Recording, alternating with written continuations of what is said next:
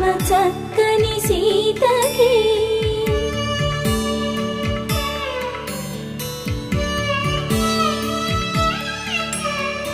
ఎర్ర జాబిలి చేయి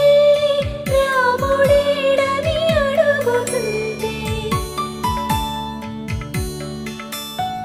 చూడలేదని పెదవి చెప్పే చెప్పలేమని కనులు చెప్పే నల్ల పూసైన